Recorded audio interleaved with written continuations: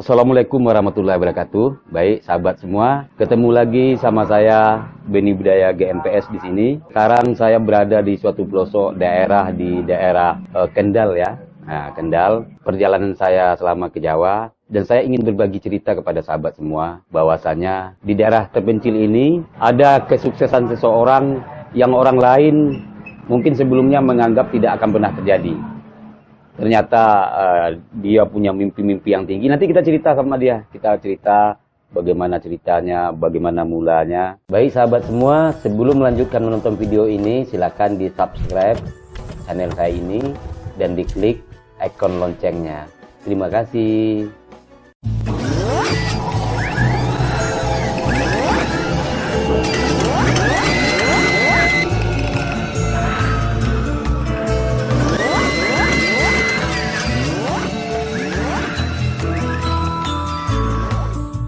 Silakan perkenalkan diri. Assalamualaikum warahmatullahi wabarakatuh. Perkenalkan, nama saya kemudian lebih dikenal Aditya Sarasi saya. Dan itu adalah nama yang membesarkan saya. Jadi jika menemukan dua nama itu alias saja, satu alias. Semuanya sama, orang yang sama, pribadi yang sama. Saat ini saya kedatangan besar Pancang Suci Om Beni Budaya yang sudah saya anggap sebagai orang tua saya. Jadi beliau banyak kontribusi pada saya.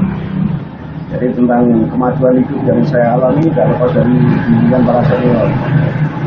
Satu senior yang selalu saya pegang kata-katanya, satu Om Beni Budaya, dua Pak Ahmad Masudi. Yang kedua ini sangat besar kontribusinya pada saya. Jadi bagaimana langkah-langkah saya menjadi maju itu tak lepas dari bimbingan beliau. Dan sampai saat ini saya tidak bisa melakukan yang terbaik untuk diri saya dan bagaimana tetap menjunjung tinggi senior-senior itu bangga dengan saya. Jadi bukan mereka malu dengan kelakuan saya. Dan menjadi pribadi yang sukses itu memang nggak mudah, banyak tantangan, banyak rintangan.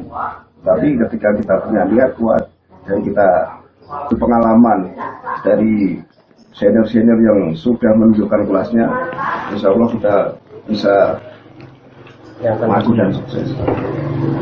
Saya rasa perkenalan saya cukup. Oke, jadi demikian sahabat. Sekarang pun saya dengar-dengar sini lagi pembangunan musala beliau sendiri. Jadi demikian. Jadi gimana ceritanya soal rumah ini? 15 juta atau gimana? Itu terlalu besar. Oh, terlalu besar. Jadi waktu itu sebelum saya merealisasikan ini, saya ngobrol sama Pak Ahmad Masudi. Iya, iya. Waktu itu beliau ngomong, Mas Adit, kalau mau bikin rumah, yang penting punya fondasi. Asal fondasi jadi, rumah jadi. Iya, iya, iya. Dari situ saya kemudian bertekad. Waktu saya punya uang hanya 1.200.000, ya benar ini. 1.200.000 ya. 15 juta itu paling Oke. besar. Iya, iya, iya. 1.200.000 sore hari yang 500.000 saya bagi-bagikan. Jadi saya angkot 50.000 saya bagi ke 10 orang yang memang membutuhkan. Oh, berarti yang 1.200.000, yang 500-nya dibagi-bagikan ke orang yang tidak mampu. Dibagi orang mampu dan secara ajaib besok paginya banyak orang yang datang minta tolong pada saya, belajar pada saya. Dari situ fondasi kita buat dalam 1 tahun ini selesai. Iya. Kalau biaya yang dibutuhkan sekitar 1,2 miliar dengan modal yang ada. Ya, jadi sahabat, ternyata dalam waktu 1 tahun rumah itu berdiri berbiaya 1.200.000.000, ya kan? Nah itu keyakinan dan memang kelebihannya suka mendengar petua-petua senior. Terus mata penghasilan dari mana saja? Penghasilan kalau dari penyembuhan saya nggak masak lagi, jadi bisa dibilang itu bukan sumber penghasilan saya. Iya, iya. Saya benar-benar menolong orang. Sumber penghasilan saya dari mengajar. Dan mengajar gendam pertama kali itu kita sembunyi-sembunyi. Saya bersama Pak Ahmad Masudi itu sembunyi-sembunyi mengajar. Karena pada saat itu Gendam masih sangat jelek sekali. Ya, masih didengar ini ya, konotasinya masih buruk ya. Buruk, jahat. Dan saya bersama beliau Pak Ahmad Mas Ruri mengajar underground dari bawah tanah. Kita sembunyi-sembunyi. Karena ya manusiawi, kita takut kena hukum juga. Padahal di situ yang kami ajarkan adalah bagaimana kita menjadi bermanfaat untuk orang lain, bagaimana menyembuhkan dan seterusnya. Dan mengubah stigma buruk Gendam itu sampai saat ini belum 100% berhasil. Orang masih ada takut mendengar kata Gendam, istilah Gendam. Dan sumber penghasilan yang lain ialah saya atau jadi broker. Jadi orang butuh apa saya carikan. Yang pasti terserah orang mau kasih berapa, tapi umumnya itu 12,5% saya dapat dari hasil saya keluar dari tanah, dari rumah. Jadi kalau hanya mengandalkan rel saja, tidak mungkin semuanya berubah. Artinya ilmu itu hanya kita bisa Gendam, kemudian tiba-tiba sukses lagi. Apalagi kita baru di bawah tanah ya, merayap ya, karena masih belum dibuka secara umum. Kita tiba-tiba belajar Gendam masuk proses yang ada, semua ada proses, semua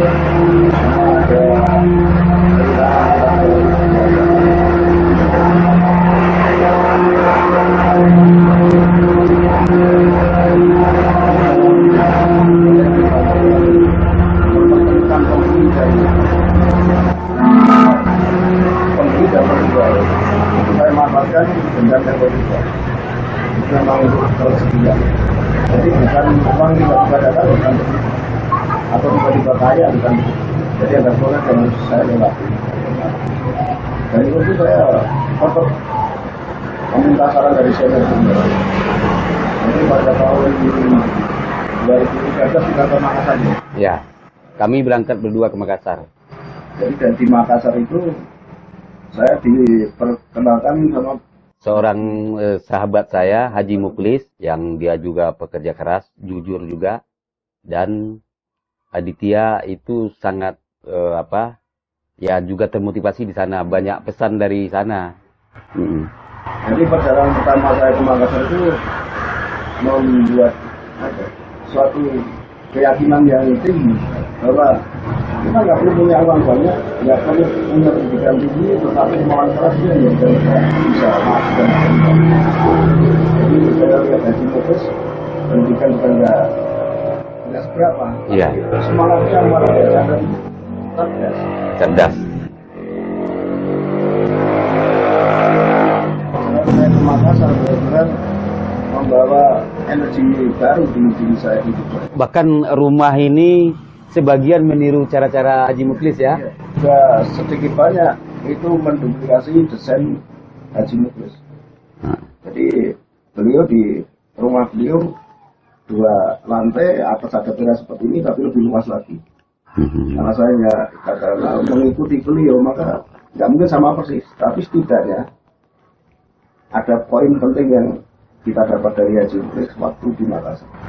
Ialah kesungguhan, kejujuran, dan kerja keras itu yang luar biasa. 3 ya, 3. Kesungguhan, kejujuran, dan kerja keras. Jadi kalau teman-teman atau sahabat semua begitu, saya belajar hipnotis, saya belajar pemilihan, saya belajar pukul, belajar pesawat-pesawat. Kok tiba-tiba sukses nggak ada itu.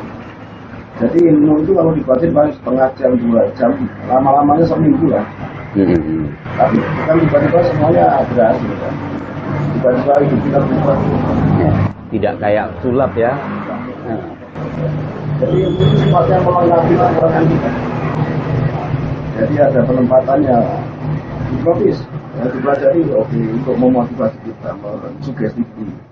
Gendam juga sama untuk meningkatkan keyakinan diri. Tenaga dalam juga sama untuk meningkatkan keyakinan. Terus. Ya, lanjut. Jadi kalau bermimpi belajar sama Om Beni Budaya, belajar sama saya, belajar sama trainer yang lain, atau sharing sama Pak Ahmad Mas Ruri, tiba-tiba sukses nggak ada. Jadi kita harus prosesnya siap. Kita berniat panen baik ya kita harus panen yang baik. Karena teman kita itu ketika diuji orang jatuh, kita dimusuhi juga ya biasa aja. Itu padahal cuma batu pijakan ya. Ada sandungan-sandungan kecil yang memang harus kita lewati. Iya. Dan kita memang harus memaafkan orang-orang itu. Kita harus memaklumi dan memaafkan. Gak boleh ada dendam, gak boleh ada iri. Kalau kita iri, kita dendam, kita juga nggak mati. Karena itu penghambat. Penghambat. Baik sahabat, kita kan selama ini tahu bahwasanya yang kita dengar dendam itu dilakukan oleh orang untuk kejahatan segala macam. Tapi sebenarnya guru-guru kita dulu itu menciptakan keilmuan itu bukan buat itu. Mereka menciptakan keilmuan itu untuk melayani masyarakat, untuk pengobatan, untuk memudahkan urusan. Jadi pada intinya ilmu itu netral, tergantung siapa yang membawakannya. Dan kebetulan Aditya, dia ingin mengembalikan nilai-nilai gendam itu sebagaimana seharusnya yang telah dibuat oleh tuan-tuan guru kita. Nah, itu tanggung jawabnya sama halnya seperti saya. Kalau di daerah Sumatera sana, ketika orang berbicara pukau, orang takut. Bahkan daerah Malaysia pun ketika orang berbicara pukau, orang takut. Itu jahat, jahil, bahkan diharamkan. Tapi bukan begitu. Itu sebabnya dulu di kerajaan Minang ketika dia mendamaikan suatu kerajaan tanpa perperangan dengan ilmu pukau itu. Begitu juga di tanah Jawa. Hanya saja tergantung. Jadi kami berdua sama ingin mengembalikan nilai-nilai yang dibuat oleh guru-guru dulu, oleh tuan-tuan guru kita dulu. Bagaimana nilai yang sebenarnya ilmu ini diciptakan kembali kepada seharusnya. Nah, di situ juga kami akan menyaring siapa-siapa saja yang belajar pada kami. Jadi demikian. Terus setelah kita pertama Makassar, baru nanti banyak kemana-mana ya. Kelas yang pertama secara resmi dibuat? Kelas secara resmi dibuat itu tahun 2015. 2015, ya. Sama Saiful. Cukup lama beliau merenungkan untuk mengangkat dendam ini. Ya, karena stigma negatif ini. Tapi memang pro kontra. Ya. Tapi dengan keberanian yang tinggi, Mas Saiful memberanikan diri memperkenalkan secara umum. Jadi kemudian yang berjasa dalam perjabatannya adalah Mas Saiful di sejarah. Di situ ada Mas Tri dengan sinergi manajemen. Yang kemudian belakangan hari ikut mengangkat inner power yang alhamdulillah sudah meledak. Iya. Jadi tangan dingin Mas Saiful cukup membantu kami. Karena kami akui nggak cukup pinter. Kami orang bodoh. Kami orang bodoh. Jadi kita dibantu oleh yang memang mengerti soal itu ya. Jadi kita nggak menghilangkan secara itu. Kita tetap mengajarkan dengan baik. Ya.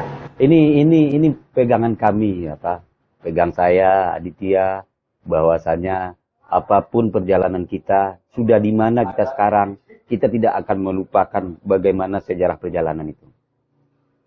Oh iya, ada satu lagi seorang yang ikut mewarnai kehidupan senior juga, Master Ki Arya Lodra. Ki Arya Lodra. Ya. Lodra itu turut memberikan support yang luar biasa kepada saya. Dan tetap saya ingat juga. Beberapa kali saya datang ke rumah beliau juga pernah sampai ke sini. Dan beliau senang dengan apa yang kemudian terjadi pada hubungan saya. Jadi tokoh-tokoh atau senior-senior yang mewarnai hidup saya tetap ingat dengan baik.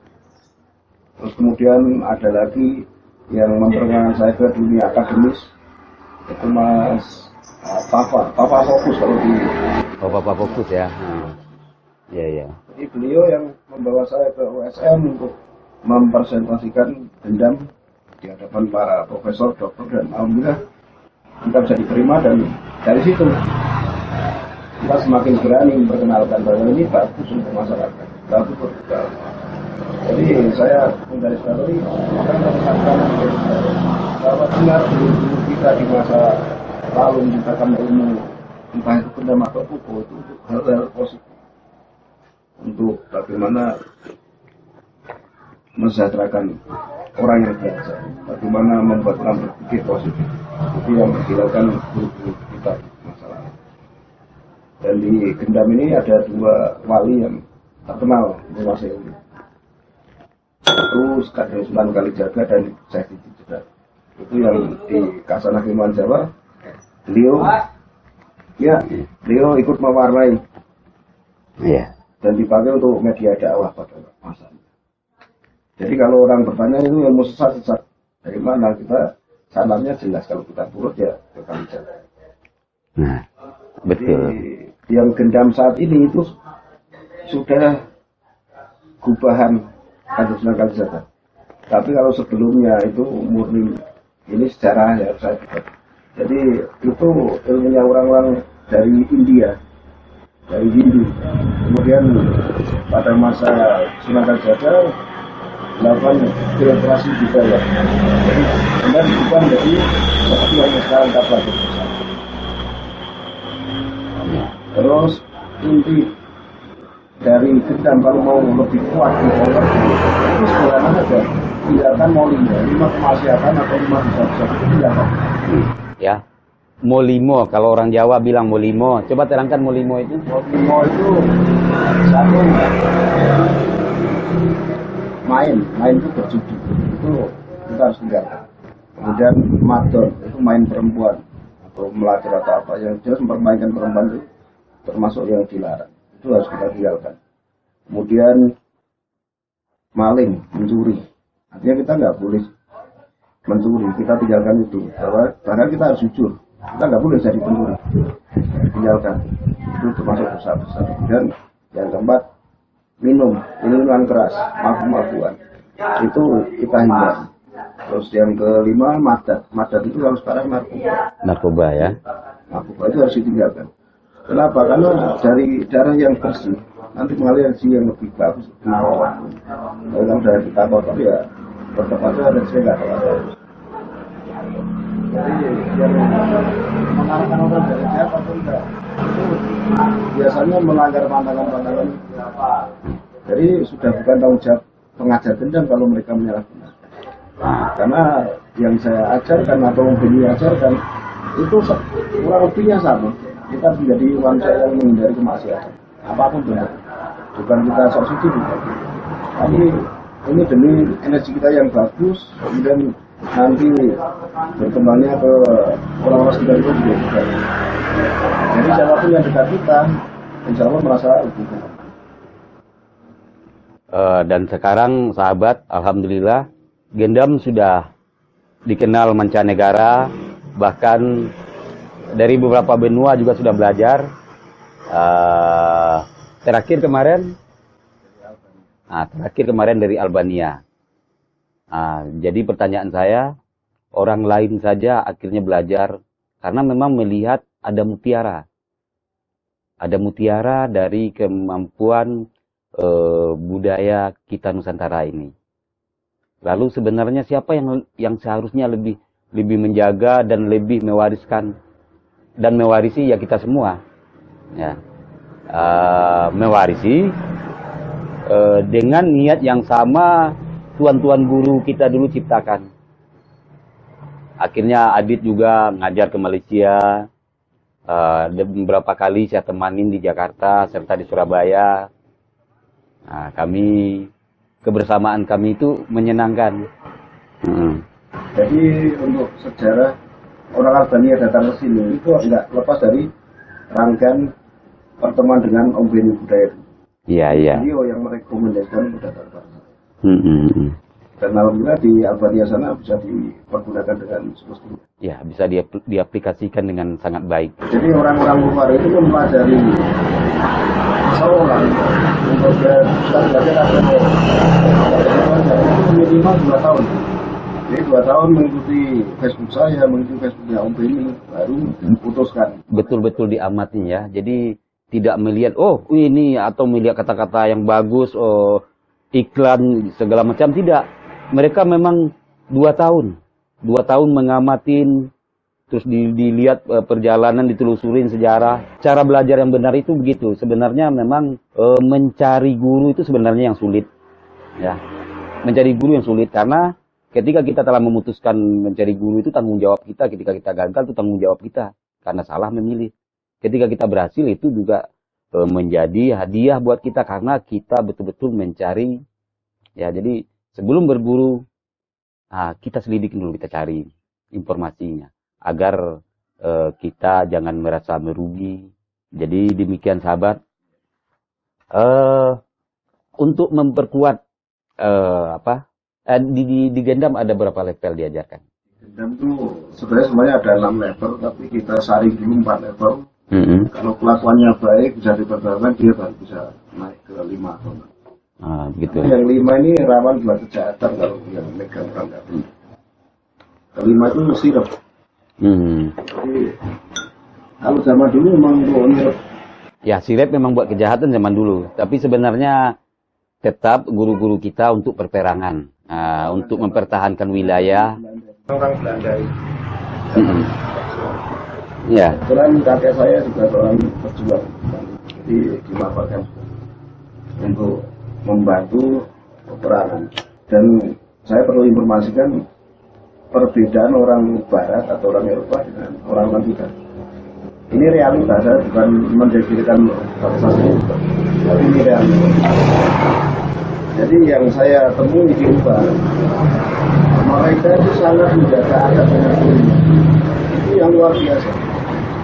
Kalau di kita ya memang nggak semuanya, tapi ada beberapa orang yang belajar kemudian merasa lebih hebat, bahkan gurunya ditantang, itu kan nggak benar. Jadi kalau yang bisa kita contoh dari orang Barat, orang Amerika yang berada di sana juga sama. Mereka sangat hormat dengan saya, sangat menghormati guru. Meskipun lebih hebat mereka sekarang. Dan motivasi kami adalah membuat bagaimana mereka bisa lebih besar dari kami. Bukan bagaimana kita di bawah kita. Jadi kebahagiaan kita ketika kita naik semua, tapi kalau nggak ada yang naik itu memprihatinkan sekali. Ya, betul. Saya itu bisa dilihat pasti prestasinya lebih tinggi. Dan kita mensupport itu bukan menghalang dipacu bagaimana mereka biar besar. Ya, dia harus lebih tinggi terbang dari kami. Nah, itu cita-cita kami. Dan juga banyak yang mewarnai dunia teknologi kita. Jadi itu apa ya, persaudaraan kami itu sudah sering kali diadu-adu itu sering, tapi ya udah cuek aja. Dan itu salah satu yang menurut saya. Saya kadang masih temperamen. Ketika Om Beni bilang sudah tenang aja, saya sudah tenang. Jadi beliau sangat tahu karakter saya. Karena saya tahu orang yang sudah diatur. Tapi karena beliau tahu bagaimana ngomong saya, jadi bisa. Jadi yang bertangan tinggi 2 orang, senior kita itu. Jadi senior kita semua, kompeni dan amat-amat. Jadi kalau ada masalah apa, bisa cari ke beliau bagaimana cara mengatasi hal itu. Dan sudah dipastikan harus meredam kemarahan. Itu yang utama mereka beliau tekankan pertama kali, redam dulu kemarahan. Redam dulu. Jadi ketika ada masalah suruh diam. Karena ketika bereaksi dalam kondisi marah pasti salah. Jadi sampai saat ini saya masih menjaga hubungan baik dengan senior. Bahkan semua orang yang saya nilai lebih senior, saya pun menghormati. Saya nggak ada niatan katakanlah menjatuhkan senior, nggak ada. Menghormati. Walaupun mungkin kalau saat ini ada senior yang mungkin secara kemampuan kalah dengan saya, tapi saya menghormati. Jadi senior juga paham bahwa talenta-talenta muda itu ada yang bisa lebih kuat lebih. Saya juga sama mengalami itu. Jadi banyak alumni saya yang punya potensi jauh lebih besar dari saya. Dan itu bukan masalah serius. Justru itu bagus. Jadi kalau berkembang dalam segala hal apapun, tadi yang saya bilang tadi jujur. Itu benar. Ketika jujur kita dimanapun itu diterima orang dengan baik. Jadi kejujuran mata uang yang berlaku di mana saja ya. berlaku di mana. Anda pintar, Anda jago, Anda sakti, tapi Anda nggak jujur, hancur. Hancur. Jadi ilmu itu bisa menghancurkan seorang, bisa juga membuat orang menjadi luar biasa. Dan kalau saya sebenarnya belum pantas dan sukses itu sebenarnya belum. Tapi kalau untuk ukuran saya sendiri sudah. Artinya, jadi bagaimana saya melampaui diri saya? Sukses itu bagaimana kita melampaui diri kita? Bukan melampaui orang lain, tapi melampaui diri kita. Kalau kita mau melampaui orang lain jelas sulit. Kita melampaui diri sendiri dulu, bisa jadi ada jalan kita melewati yang lain. Tapi kalau diri kita sendiri belum terlewati, susah. Susah ya. Jadi catatannya, kalau menurut saya mengalahkan diri saya sendiri. Selama ini itu yang saya lakukan. Kalau tahun 2000 sudah saya minus, dan sekarang sudah plus, surplus, itu yang sukses. Melampaui diri saya sendiri, bukan melampaui orang lain. Kalau untuk yang mungkin triliuner itu menganggap itu bukan apa-apa. Tapi untuk saya sendiri ini prestasi mengalahkan diri sendiri. Ya, karena 2011 juga Aditya masih mencari kayu bakar buat makan, pernah menjadi pedagang asongan. Ya, hidup. Tapi ketika memang kita ingin melampaui diri kita, ya, akhirnya kita bergerak ada jalan. Kadang kebiasaan saya itu memotivasi orang. Kebiasaannya kalau datang ke saya bosan, dia ngomong bagaimana berkembang, bagaimana maju. Ya. Dan saya selalu memberikan gambaran tentang hidup itu seperti neraca, seperti timbangan. Jadi kalau kita ambil contoh, jadi katakanlah ini adalah hati kita, jadi derajat hidup kita. Ketika kita berharap derajat hidup kita, maka hati kita harus posisinya di bawah. Ini harus hati. Tapi kalau kita berharap derajat tinggi, tapi dengan tinggi hati, maka derajat kita yang turun. Kita hancur. Kesombongan, siapapun yang sombong pasti hancur. Jadi kita bisa belajar, orang-orang hebat yang sombong hancur semua. Tidak ada satu pun yang selamat. Tapi orang rendah hati selamat sampai dunia dan akhirat. Oh ya, catatan sedikit bahwa mempelajari dendam ini tujuannya bagaimana selamat dunia dan akhirat. Jadi bukan hanya selamat di dunia saja. Jadi salah satunya menghindari kemaksiatan itu. Kita insya Allah selamat di akhirat kalau kita menghindari. Tapi kalau kita mengerjakan, ya biasa diterima akan akhirat. Jadi bukan sok-sokan, sok bijak, ini realitanya. Jadi kalau saya nulis di Facebook kadang terlihat bijak itu biasa sebenarnya. Bukan saya merasa saya mau dilihat bijak, enggak. Karena saya masih merasa banyak kurangan, masih banyak belajar dari saya sendiri. Jadi kesempatan kali ini saya juga dapat ilmu dari untuk bukan ilmu kalau bermain saya sudah jago, tapi ilmu kehidupan ini yang saya itu tertawa pengalaman kamu. Jadi kalau bermain mungkin saya bisa belajar pengalaman itu susah. Yang sudah usia, saya mengalami itu pernah mengalami jadi junior, yang juga belum pernah mengalami jadi senior. Makanya perlu belajar tentang kehidupan pada yang bisa lihat.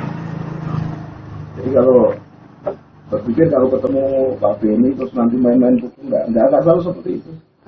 Bahkan masalah hidup yang sering dikupas. Jadi kalau saya nggak ngerti tentang garis tangan, beliau ahli. Jadi kalau mau tahu Anda ini tipikal orang sukses atau orang susah atau punya harapan berhasil, itu beliau paham di garis tangan. Dan saya mengakui benar dari awal ketemu dibaca benar sampai sekarang benar. Jadi banyak yang bisa dibaca ini, bukan hanya buku, bukan hanya bahasa saya. Bahkan kalau tentang kehidupan ini di seminar kan itu nilainya bisa sangat tinggi. Iya. Karena dibuat workshop 5 juta aja terlalu murah. Betul. Ilmu kehidupan dunia luar biasa. Jadi saya rasa apa yang saya sampaikan sudah cukup bisa dibantu. Terima kasih. Menyimak.